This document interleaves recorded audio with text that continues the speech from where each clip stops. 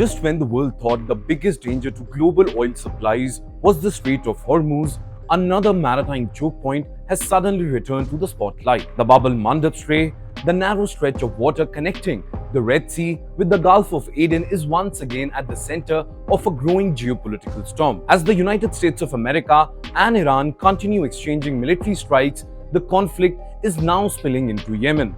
Iran-backed Houthi rebels have declared a maritime embargo against Saudi Arabia and warned that any Saudi-linked shipping could become a target, raising fears that one of the world's busiest trade routes could now become the next battlefield. Well, this very warning from Houthis has triggered fresh concerns in global energy markets, because if both Hormuz and Bab El-Mandeb come under threat, two of the world's most important oil arteries could face disruptions at the same time. So watch this edition of From the News Desk till the very end to know why Houthis are once again threatening to block Bab El-Mandeb and what happens if there is any sort of disruption in this very strait, and that too at a time when tensions remain high in the Strait of Hormuz.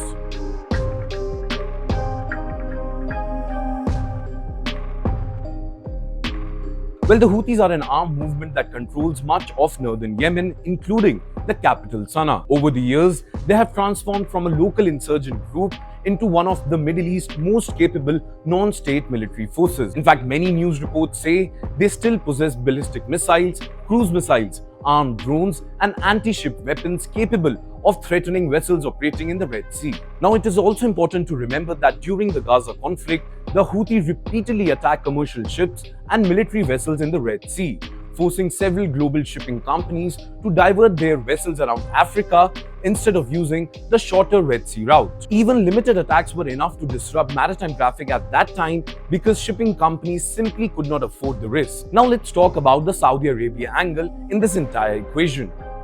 Well, the Houthis accused Riyadh of maintaining what they describe as a year-long blockade on Yemen through restriction on ports and airports. They also blamed Saudi Arabia for recent attacks, including strikes linked to Sana'a airport. Now, in response to these attacks, Houthi leaders have announced what they call a maritime embargo against Saudi Arabia, saying Saudi exports moving through the Red Sea could become legitimate targets. Well, the timing is equally significant, because with the United States and Iran locked in an escalating cycle of retaliation, the Houthis are widely viewed as one of Tehran's most powerful regional allies. By opening pressure on another strategic waterway, they could increase the economic cost of the broader conflict without Iran directly engaging in every theater. That possibility has placed the Red Sea firmly back on the global security agenda.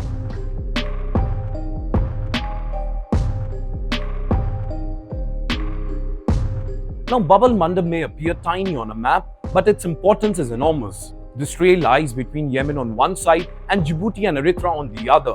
It serves as the southern gateway to the Red Sea, linking the Indian Ocean with Suez Canal and eventually the Mediterranean Sea. Every year, thousands of cargo ships and oil tankers pass through this passage, carrying crude oil, liquefied natural gas, manufactured goods, and consumer products between Asia, Europe, and North America. Now, for many shipping companies, there is simply no faster alternative. And also, the geography itself makes the strait vulnerable. Because the shipping lanes are so narrow, vessels have very little room to maneuver.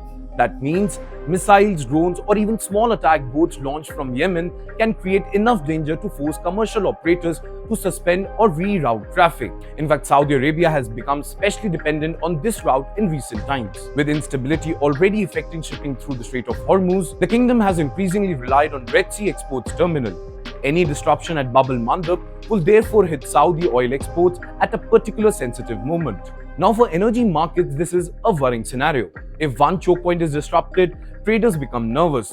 But if two major choke points face simultaneous threats, concern over supply shortage grow much faster.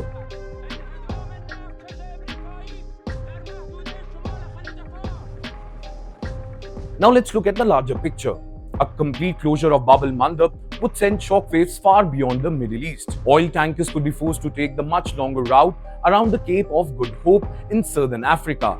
That journey adds thousands of kilometers to every voyage, increasing fuel consumption, insurance cost, and delivery time. The result likely be higher freight charges, rising shipping insurance premium, and more expensive energy supplies. Now, obviously, those higher transport costs could eventually be passed on to customers worldwide through price increased for fuel and imported goods. Now, even without a full blockade, uncertainty itself can have consequences. Shipping companies may choose to avoid the area altogether if they believe the risk is too high. Now, that is exactly what happened during previous Houthi attacks, when several major global shipping firms rerouted vessels away from the Red Sea despite no formal closure of the waterway. Well, for now, Bab El-Mandeb has become much more than a narrow strip of water. It has emerged as another pressure point in the wider US-Iran confrontation. Well, if the conflict continues to expand, the battle may no longer be fought only through missiles and airstrikes. It could increasingly be fought through the control of world's most critical maritime choke points, where even the threat of disruption is enough to shake oil markets, global trade, and most importantly, the world economy. Well, with that, it's a wrap on this edition of From the News Desk. Thank you so much for watching, and I'm Yash Goyal signing off for Times Now Digital. Until next time, take care and keep watching this space for more such videos.